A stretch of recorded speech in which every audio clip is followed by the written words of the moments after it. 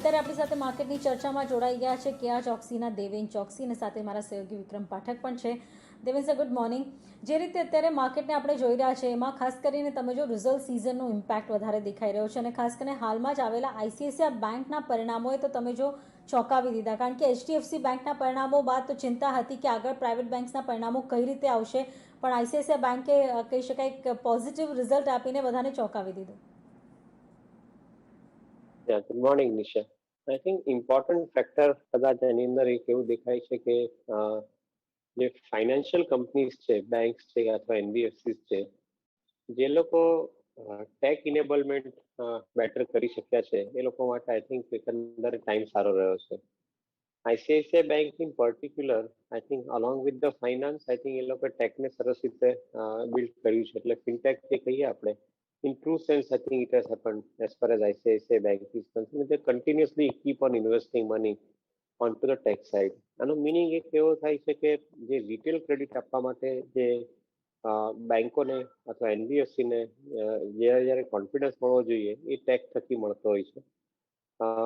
You collaborate with different retailers like Amazon છે, Flipkart છે, ઓર even for that matter મર્ચન્ટ્સ directly કે જે લોકો ઓનલાઈન સેલિંગ કરતા હોય એની સાથે તમારે કોલેબરેટ કરવું હોય, I think you require to have the tech enablement to your entire funding arrangement. And this is what successfully banks like ICICI has done, and even a bank like or NBFC like Bajaj is doing. તો મારું એવું માનવું છે કે I think જે લોકો આ પ્રોસેસમાં સક્સેસફુલ છે તે લોકો માટે બિઝનેસ ડિસ્ટિંક્ટલી બેટર રહેશે. અનફોર્ચ્યુનેટલી એચડીએફસી બેંકના કેસની અંદર tech enablement I think is lagging behind, and I think that they are working on it. That is what I think we have come understood. Now, if this is a situation which you are likely to see from even other banks, આવનારા સમયની અંદર I think it is fin and tech, both of them will probably I think play a decisive role in producing the performance for the banks. And as of now, ICICI Bank has taken the leadership in that direction. Sir, આની સાથે એક પાછું ખાસ એ પણ સમજવા માંગીશું કે અહીંયા આખી જે બેન્કિંગ સેગમેન્ટની આપણે સિચ્યુએશન જોઈએ તો આ વખતના આંકડાઓની અંદર આપણે જોઈએ તો ખાસ કરીને જે વ્હીકલ લોન્સ છે અને સાથે હાઉસિંગ લોન્સ છે એનો પોર્શન જોઈએ તો આપણને આ બધા જ બેંક્સની અંદર સુધરતો દેખાયો છે. આને આપણે કેવી રીતના ઇન્ડિકેશનમાં સમજવું જોઈએ, કારણ કે કોર્પોરેટ લોન્સ કરતાં હવે આપણે જોઈએ તો આ રિટેલ સેગમેન્ટ જે છે એ વધારે સારો ગ્રોથ આપણને આ બધા બેન્કિંગ સેક્ટરમાં આપતું દેખાય છે, જે કદાચ એસેટ ક્વોલિટીના ફ્રન્ટ ઉપરથી પણ જોઈએ તો ખાસું એક પોઝિટિવ ફેક્ટર બેન્કિંગ સેક્ટર માટે આપણે કહી શકીએ. Yes, I think absolutely.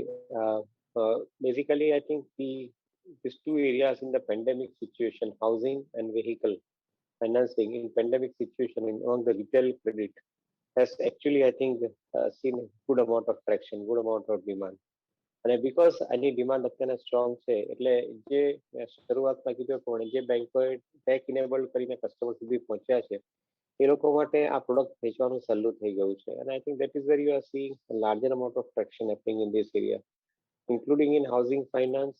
મારા હિસાબે some of the larger housing finance companies, NBFC અથવા banks, they are growing at a rate of 20% plus rate of growth.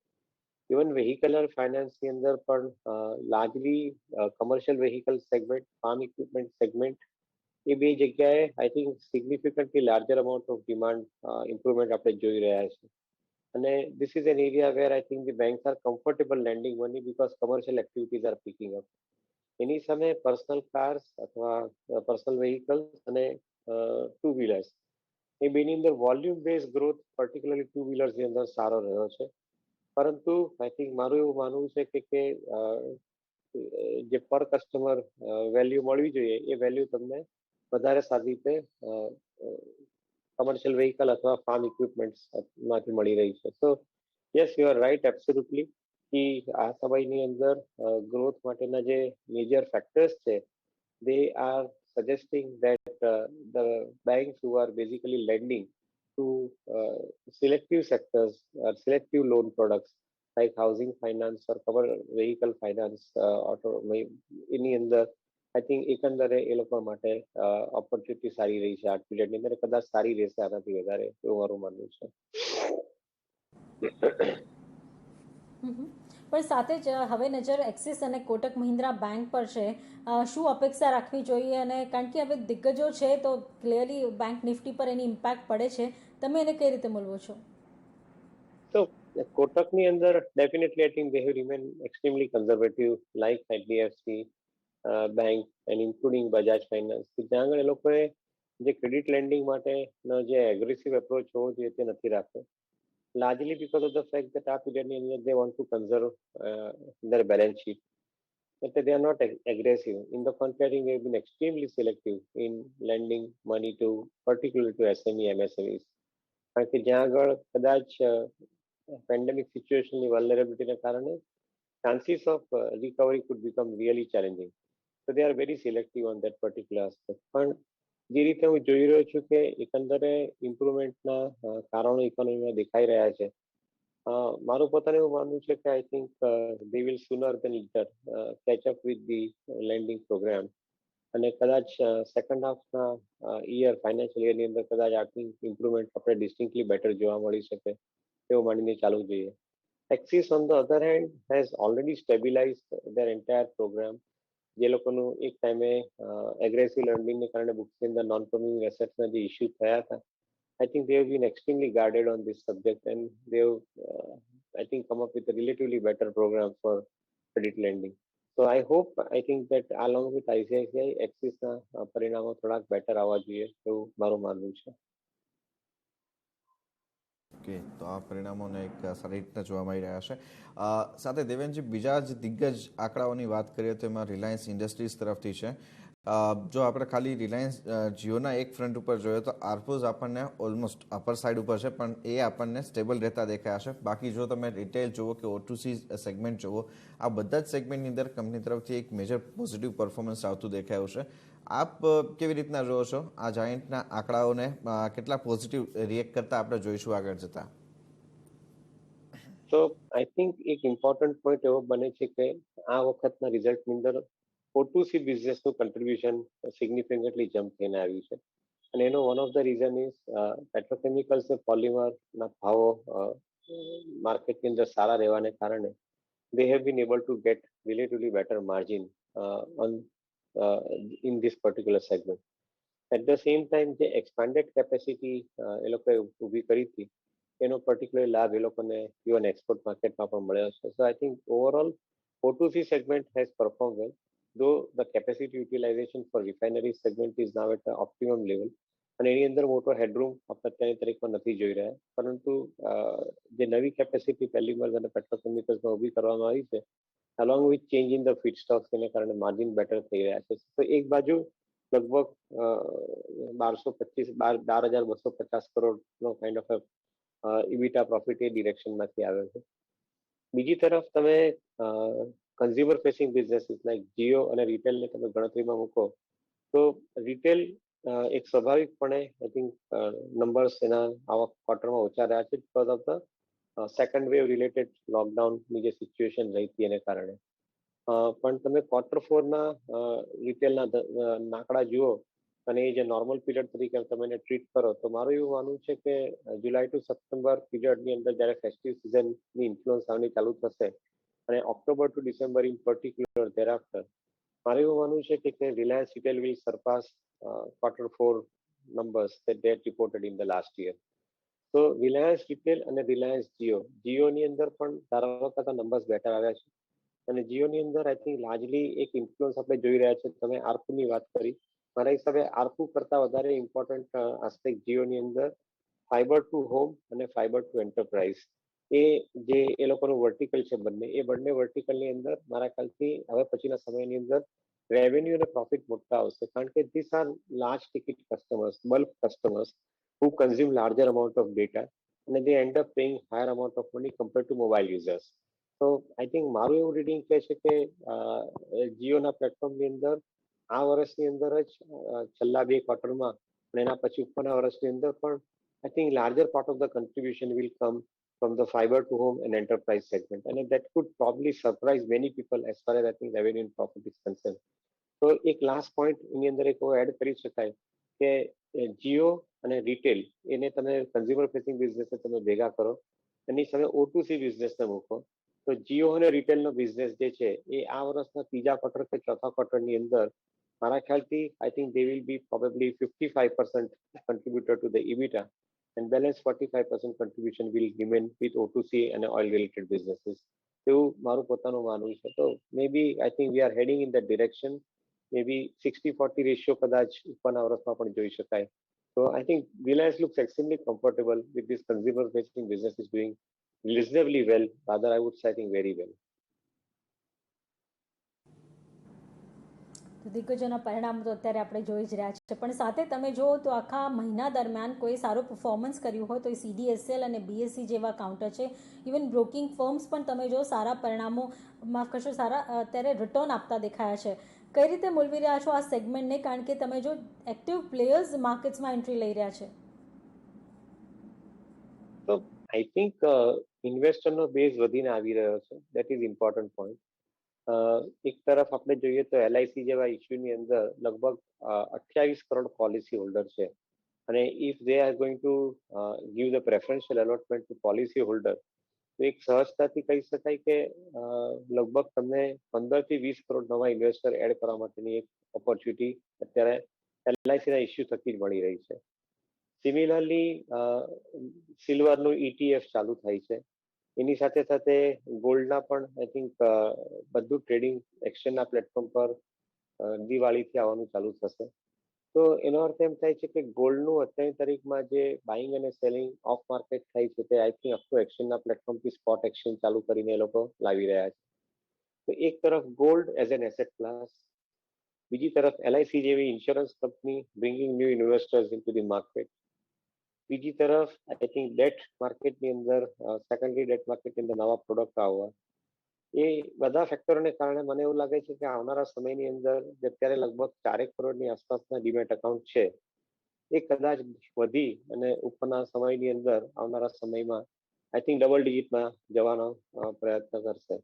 તો I think because of this particular reason આજે market is excited about company like CDSL, market is excited about exchange platforms like BSE, MCX, even NSE ના પણ private માર્કેટિંગના transaction થતા હોય છે. તો overall I would think that ઓપોર્ચ્યુનિટીની size ઘણી મોટી થતી જાય છે, અને ઓબ્વિયસલી જે લોકો આ ફ્રેમવર્કમાં એન્ટર થતા હશે એમાં બ્રોકરેજ કંપની છે, ડિપોઝિટરી કંપની છે, એક્સચેન્જીસ છે, કસ્ટોડિયન છે, બેંક્સ છે, એ લોકો બધા માટે એકંદરે આવનારા સમયમાં બિઝનેસની કન્ડિશન સિગ્નિફિકન્ટલી ઇમ્પ્રુવ થતી દેખાય છે. મે બી નંબર્સ વિલ ઓનલી ફોલો, પણ પોટેન્શિયલ વાઇઝ જોવા જાવ I think it is becoming one of the largest potential આપણે આટલા વર્ષોમાં નહીં જોઈએ એટલું આ બધા બિઝનેસમાં આપણે જોતું જોઈ રહ્યા છે. સાથે એક પર્સપેક્ટિવ સર, હવે આપનું થોડુંક ગ્લોબલ માર્કેટના પર્સપેક્ટિવમાં સમજવા માંગીશું. આપણે લાસ્ટ વીક જ્યારે ડિસ્કસ કર્યા હતા ત્યારે થોડુંક એક કોવિડની ચિંતાઓ કરતાં વધારે ઇન્ફ્લેશનની ચિંતાઓ હતી. હવે ફરી પાછી કોવિડ અને ઇન્ફ્લેશન બંનેની ચિંતાઓ સાથે મળી અને આપણને US માર્કેટને ડ્રીવન કરતી દેખાઈ રહી છે, જેના કારણે ગ્લોબલ માર્કેટ્સ પણ એની પાછળ વોલેટાઇલ મૂવ આપતા દેખાઈ રહ્યા છે. આપનો પર્સપેક્ટિવ શું બની રહ્યો છે? જ્યાં સુધી આ લિક્વિડિટી ફ્લોઈંગ થઈ રહી છે ત્યાં સુધી વધારે માર્કેટ્સના ફ્રન્ટ ઉપર ચિંતા કરવાની જરૂર છે કે નહીં? મેં પાસમાં બી એક વ્યૂ એવો એક્સપ્રેસ કર્યો છે કે જે ઇન્ફ્લેશન માટેનો જે ગ્લોબલ કન્સર્ન છે, એક સમજીને એવું જાણવું છે કે ઇન્ફ્લેશન એ અત્યારની તારીખમાં જે ઊભું થઈ રહ્યું છે, સેન્ટ્રલ બેન્કોએ પર્પઝલી ઊભું કરવા માટે એક્સેસ લિક્વિડિટી આપીને ઇન્ફ્લેશન ઊભું કરવા માટે રાખ્યું છે. Imagine a situation in absence of liquidity into the markets. જો લિક્વિડિટી નહીં હોતે, ખરીદદારી નહીં થતી હોતે, ઇન્ડસ્ટ્રીનું કન્ઝમ્પશન નહીં થતું હોતે, તો already I think serious situation of unemployment અને સોશિયલ અનરેસ્ટ જેવું થવાનું ચાલુ થશે ગ્લોબલ માર્કેટની અંદર. પણ ગ્લોબલ બેન્કર્સ, સેન્ટ્રલ બેન્કર્સે નવી કરન્સી પ્રિન્ટ કરી અને જે સ્ટિમ્યુલસ માર્કેટમાં મૂક્યું છે, એનો પર્પઝ એ જ છે કે ઇન્ડસ્ટ્રીની અંદર કન્ઝમ્પશન ચાલુ રહે, એના થકી જેવી રિલેટેડ નાનું મોટું ઇન્ફ્લેશન રહેવાનું હોય તે રહે, ડિફ્લેશનરી સિચ્યુએશન ઇકોનોમી નહીં જાય, અને એકંદરે એને કારણે I think survival relatively better રહે, એ લોકોનો પર્પઝ રહ્યો છે. તો મારું એવું માનવું છે કે જે આ કરંટ ઇન્ફ્લેશન છે એની એટલી બધી ચિંતા કરવાની જરૂર નથી, કારણ કે ઇન્ફ્લેશન ટ્રાન્ઝિશનરી છે. કારણ કે એ ઇન્ફ્લેશન આજે છે તો ઉપરના સમયની અંદર જ્યારે ડિમાન્ડ સપ્લાય સિચ્યુએશનના ગેપ બિલ્ડ થવાના ચાલુ થઈ જશે તો મને નથી લાગતું કે ઇન્ફ્લેશનને માટે એટલો બધો કોઈએ ચિંતાનો વિષય રાખવો જોઈએ. આ ઇન્ફ્લેશન ફક્ત સટ્ટાથી નથી, આ ઇન્ફ્લેશન કન્ઝ્યુમરની ડિમાન્ડને વધારવા માટેનું પણ ઇન્ફ્લેશન છે. I think I would consider તેનો સારો પોઈન્ટ એ છે કે this is transitionary. In my viewpoint, I think because it is transitory, so one should not have too much of a concern. એની સાથે સાથે મોનિટરી પોલિસીની પણ જે આપણે વાત કરી, મારા હિસાબે since inflation is transitionary, monetary policy also is likely to be temporary. કદાચ એ લોકોએ રેટ ઓફ ઇન્ટરેસ્ટ હાઇક કરશે, એ લોકો જે એ લોકોએ કીધું છે કે 2023 સુધી વાંધો નથી, તો લગભગ તમારે 2022 આખું વર્ષ તમારી પાસે છે કે જ્યાં આગળ એ લોકો કદાચ રેટ ઓફ ઇન્ટરેસ્ટ કદાચ નહીં ટાઈટ કરે વધારે, અને જે નહીં કરે તો ઇક્વિટીમાંથી પૈસા વિડ્રો થઈને ડેટમાં જવાનો જે ડર છે મગજની અંદર લોકોને, એ કદાચ ઇમિડિયેટલી સાચો પુરવાર નહીં થાય. અને that is the reason four which I remain relatively more balance, more comfortable કે બોથ ધીસ સિચ્યુએશન સેઝ કે ઇકોનોમી ઇન જનરલ ગ્લોબલી અને ઇન્ડિયાની અંદર આવનારા સમયની અંદર ઇન્ફ્લેશનરી થ્રેટ મારા ખ્યાલથી કદાચ એટલી બધી નથી સિરિયસ દેખાતી જેટલી અત્યારની તારીખમાં લોકો થોડી એની ચિંતા દર્શાવી રહ્યા છે. સર, એવામાં અત્યારે રોકાણની તક શોધવી હોય તો ક્યાં રોકાણની તક બની રહી છે? કયા સેક્ટર સ્ટોક સ્પેસિફિક તમે અત્યારે નજર રાખી રહ્યા છો? આઈ થિંક મારો વ્યૂ પોઈન્ટ બહુ જ ક્લિયર છે કે જ્યારે આઈ થિંક કન્ઝમ્પશન આટલું સ્ટ્રોંગ ઇમર્જ થતું દેખાતું હોય તો anything which is related to consumption એને નિગ્લેક્ટ નહીં કરી શકાય. પછી એ બેંક ક્રેડિટ હોય કન્ઝમ્પશનને ઇમ્પ્રૂવ કરવા માટે તો બેન્કિંગ સેક્ટર જોવું જોઈએ. એ કન્ઝ્યુમર કંપનીઝ પોતે હોય તેને કન્ઝ્યુમર કંપનીઝને પણ જોવા જોઈએ. મારા ખ્યાલથી ઓટો એન્સિલરીઝ અત્યારની તારીખમાં આઈ કન્સિડર કે લગભગ 3 મહિના 4 મહિના પહેલા તમે એનું ઇન્વેસ્ટમેન્ટ કરી રહ્યા છો. જ્યારે અવેલેબલ છે નીચા ભાવે ત્યારે એને બાય કરીને પોર્ટફોલિયોમાં મૂકી દેવા જોઈએ. કારણ કે પાછલા 6 મહિના પછી તમે જ્યારે જોશો ત્યારે એ સબ્જેક્ટની અંદર કદાચ બહુ મોટો ગ્રોથ તમે દેખાવાનો સ્ટાર્ટ થશે. So I think you would remain relatively comfortable buying now and not later in auto ancillary. Similarly આપણે બેંકની પણ ચર્ચા કરી. આઈ થિંક અમુક બેંકોની અંદર ત્યાં આગળ ફાઇનાન્સ એટલે બુક ઓફ એયુએમ જે કહીએ આપણે દેટ ઇઝ સ્ટ્રોંગર, એની સામે એ લોકો ટેક ઇનેબલમેન્ટ લાવતા જાય છે. જો ફિનટેક થવાનું સ્ટાર્ટ થાય તો મારા ખ્યાલથી some of the banking stock would remain I think distinctly positive, એવું મારું માનવું છે. સાથે સાથે આઈટી કંપનીઓ જે લોકોને ડિજિટલ રિલેટેડ બિઝનેસીસ એક્સ્ટ્રા મળતા જાય છે.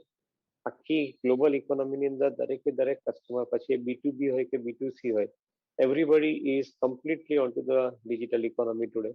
એટલે આઈટી કંપનીઓ માટે આઈ થિંક નવા બિઝનેસ મળવાના બહુ સહજ છે ડિજિટલ એક્સપેન્શન પોઈન્ટ ઓફ વ્યૂથી. કદાચ જે 90ના દાયકાની અંદર જે આઈટી કંપનીઓ 30% રેટથી ગ્રોથ થતી હતી, મારું એવું માનવું છે કે આટલી મોટી સાઇઝ થયા પછી બી લગભગ એવરેજ 15%ની સાઇઝથી લોકો ગ્રોથ થવાનું ચાલુ રાખશે આવનારા સમયની અંદર. So these companies look good. Some of the chemical and pharma companies, they're looking interesting. Infrastructure in the couple of companies include થોડા ઘણા સારા પરિણામોની સાથે બિઝનેસમેન કન્ડિશન લોકોની સુધરી રહી છે. તો મારા હિસાબે આઈ થિંક સિલેક્ટિવલી દરેકે દરેક પોકેટમાં તમને ઓપોર્ચ્યુનિટી મળી રહી છે ઇન્વેસ્ટમેન્ટ માટેની. રાઈટ. સર, એની સાથે એક પાસું ખાસ જે ઇન્વેસ્ટમેન્ટની વાત થઈ રહી છે ત્યારે એક પાસું ખાસ આપણી પાસે એ સમજવા માંગીશું કે રિસેન્ટલી જે આપણને રિયલ એસ્ટેટ અને હાઉસિંગ ફાઇનાન્સ કંપનીઝ ઉપરનું એક આખું પોઝિટિવ ફોકસ બિલ્ટઅપ થતું દેખાયું છે. ઘણી કંપનીના પરિણામ પણ આપણે આવતા જોઈશું આ સપ્તાહ દરમિયાન આ સેગમેન્ટમાંથી. તો એ ફ્રન્ટ ઉપર આપનો આઉટલુક શું બની રહ્યો છે? એકચ્યુઅલ સેન્સમાં રિયલ એસ્ટેટ અને હાઉસિંગ ફાઇનાન્સની એટલી મોટી ડિમાન્ડ અત્યારે માર્કેટમાં પ્રિવિલ થઈ રહી છે? તો આઈ થિંક જે હાઉસિંગ બિઝનેસ છે રિયલ એસ્ટેટની અંદર, એની અંદર નવી ડિમાન્ડ ડેફિનેટલી સ્ટ્રોંગ છે. પછી તમે એને લો કોસ્ટ એફોર્ડેબલ હાઉસિંગ તરફ જુઓ અથવા તમે એને મિડલ ક્લાસ સેગમેન્ટ કે જે લોકો નવા હાઉસીસ બાય કર્યા છે એને માટે જુઓ, ત્યાં ડિમાન્ડ જનરેટ થતી હોય because of the pandemic situation કે જ્યાં આગળ દરેકે દરેક હાઉસની અંદર કદાચ એ લોકોને એક્સ્ટ્રા જગ્યા લેવાની ફરજ પડી રહી છે because work from home, work from એનીવેરના કારણે. So overall, the real estate segment in the housing space, it looks reasonably stable. ત્યાં આગળ ડિમાન્ડ મારા હિસાબે આવનારા સમયની અંદર reasonably strong રહેશે એવું મારું માનવું છે. Now the question comes in about the commercial real estate. Commercial real એસ્ટેટનું આખું મોડલ ચેન્જ થઈ રહ્યું છે. જે પહેલા ઓનરશિપ બેઝ મોડલ હતું અને ઓનરશિપ બેઝની અંદર પીસમિલ લીઝ આઉટનું મોડલ હતું, એની જગ્યાએ નામ ઇન્સ્ટિટ્યુશનલ બાઇંગ અને લીઝિંગ આઉટનું મોડલ છે. Implement the likes of Blackstone or such kind of companies that globally, I think, equipped their business કરવા માટે. They are buying larger part of the real estate portfolio. So in my viewpoint, I think I would remain very comfortable with the real estate sector per se, but more comfortable with housing finance companies. Housing finance ની અંદર એક relative amount of growth perpetual basis પર ચાલુ રહેશે. Real estate કંપનીની અંદર કદાચ અમુક ક્વાર્ટરની અંદર પરફોર્મન્સ નહીં આવે because of the project completion થવાના ટાઈમ બાકી હોય etcetera. So I would rather like to buy into the housing finance companies for a 20% kind of a CAGR growth in coming years.